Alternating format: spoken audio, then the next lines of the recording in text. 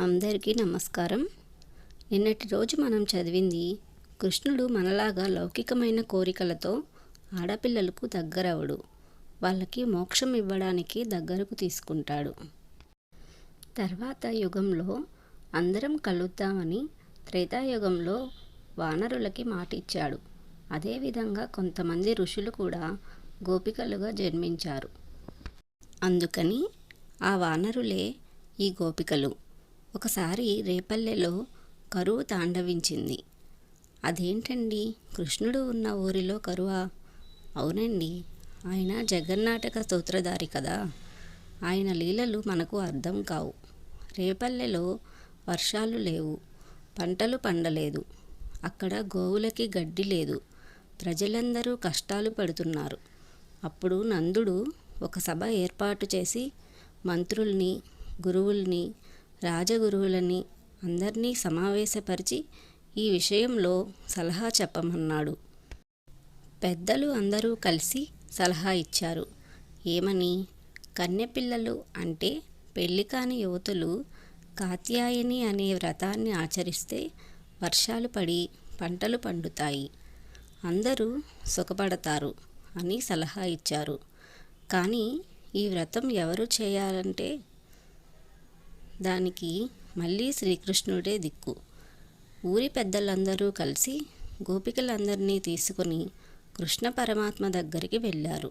కృష్ణ, నీవే మాకు దిక్కు, ఎలాగైనా సరే ఈ వ్రతాన్ని చేయించి మమ్మల్ని కాపాడు, మమ్మల్ని ఆదుకో అని బ్రతిమిలాడాడు. కానీ మన కృష్ణుడు తక్కువవాడా? ఆయనకు తెలియదా?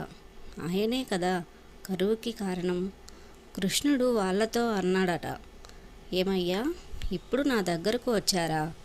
నన్ను నానా మాటలు అన్నారు కదా. కొంటె కృష్ణుడు అన్నారు, అల్లరి కృష్ణుడు అన్నారు, వెన్న దొంగ అన్నారు, ఇంకా ఎన్నెన్నో అన్నారు. అన్ని మాటలు అన్నాక నేను మీ దగ్గరికి ఎలా వస్తానని అనుకున్నారు? నేను మీ ఆడపిల్లల్ని ఎత్తుకొని పోతానని దాచేశారా? మళ్ళీ ఏ మొహం పెట్టుకుని నా దగ్గరికి వచ్చారు అని బెట్టు చేశాడు. అప్పుడు ఊరు వారందరూ కలిసి తమను క్షమించమని, మన్నించమని బ్రతిమాలారు. బ్రతిమాలుకుంటే అప్పుడు కృష్ణుడు మెత్తబడి సరేనని ఒప్పుకున్నాడు.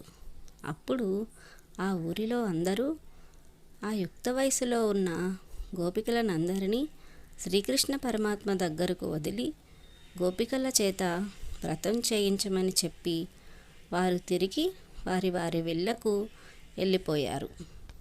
రేపల్లెలో ప్రజలంతా గోపికల చేత వ్రతం చేయించమని శ్రీకృష్ణుడికి చెప్పి గోపికలను వదిలి వారు ఇళ్లకు వెళ్ళిపోయారు. ఇప్పుడు అది విన్న గోపికలకు పండగ అయిపోయింది.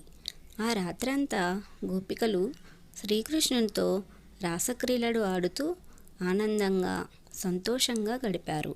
ఆ తర్వాత వారినందరినీ ఇళ్లకు వెళ్ళిపోయి ఆ మర్నాడు వస్తే వ్రతాన్ని చేయిస్తాను అని వారందరినీ పంపించేసి తాను నీలాదేవి భవనానికి వెళ్ళి అక్కడ నిద్రపోయాడు. ఆ రాత్రి కొందరు గోపికలకి నిద్ర కూడా పట్టలేదు. ఎంత వేగం తెల్లవారుతుందా, ఎంత వేగం కృష్ణుణ్ణి చేరదామా అని ఆ రాత్రంతా శ్రీకృష్ణ పరమాత్మ తమతోనే గడిపినట్లు భావిస్తూ నిద్రపోయారు. తెల్లవారి లేచిన తర్వాత గోపికలు అందరూ బయలుదేరి నిద్రపోతున్న ఒక్కో గోపికను లేపుతూ వ్రతం చేయడానికి శ్రీకృష్ణ దర్శనానికి బయలుదేరారు. తర్వాత ఈ వ్రతాన్ని ఆచరించారు. రేపల్లెలో ప్రజలందరూ కూడా కష్టాలు పోయి సర్వసౌఖ్యాలు పొందారు. ఈ కలియుగంలో గోదాదేవి ఈ వ్రతాన్ని చేసి శ్రీకృష్ణుణ్ణి పొందింది. చూడండి ఎంత భాగ్యమో! ఆవిడ అవతారం ఎత్తింది మన కోసం, మనల్ని కాపాడడం కోసం. తాను శ్రీకృష్ణుణ్ణి పొందడానికి కూడా మనల్ని కూడా శ్రీకృష్ణుని చేరే మార్గం వైపు నడిపించడానికి. గోదాదేవి అంటున్నాం కదా, ఇంతకీ ఎవరివిడ? తమిళనాడులోని మదురై దగ్గర గల శ్రీ విల్లీ పుత్తూరును పాండ్యరాజులు పరిపాలించే కాలం అది. ఆ రాజుకి ఒక అందమైన పెద్ద పూల తోట ఉండేది. అనేక రకాల పువ్వులతో, తులసితో సహా ఎంతో అందంగా ఉండేది. ఆ తోటలో విష్ణుచిత్తుడు అనే బ్రాహ్మణ భక్తుడు ఒక ఆయన తోటని సంరక్షిస్తూ ఉండేవాడు. శ్రీ విల్లిపుత్తూరులో ఒక పెద్ద దేవాలయం ఉంది.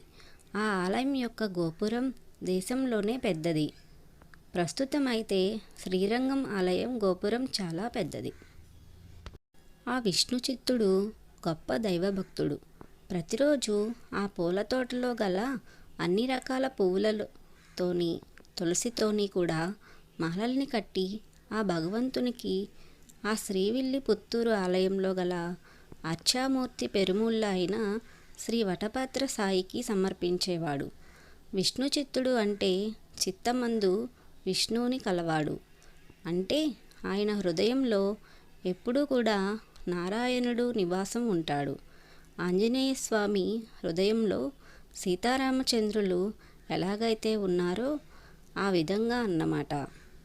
ఈయన మాలలు కట్టి స్వామికి భక్తితో సమర్పించడం వల్ల స్వామి సంతృప్తి చెంది విష్ణుచిత్తుడు భక్తికి మెచ్చి విష్ణుచిత్తుని అనుగ్రహించాడు. ఆ అనుగ్రహంతోనే విష్ణుచిత్తుడు స్వామికి మంగళాశాసనం కూడా పడే స్థాయికి ఎదిగాడు. విష్ణుచిత్తుని భట్టనాథులు, పెరియాళ్వార్ అని కూడా పిలిచేవారు. ఈయన బ్రాహ్మణుడు అయినా సరే ఎటువంటి యజ్ఞయాగాదులు చేయకుండా భగవత్ కైంకర్యంలోనే ఉండిపోయేవారు. మిగతాది రేపటి ఎపిసోడ్లో తెలుసుకుందాం. Thanks for watching this video.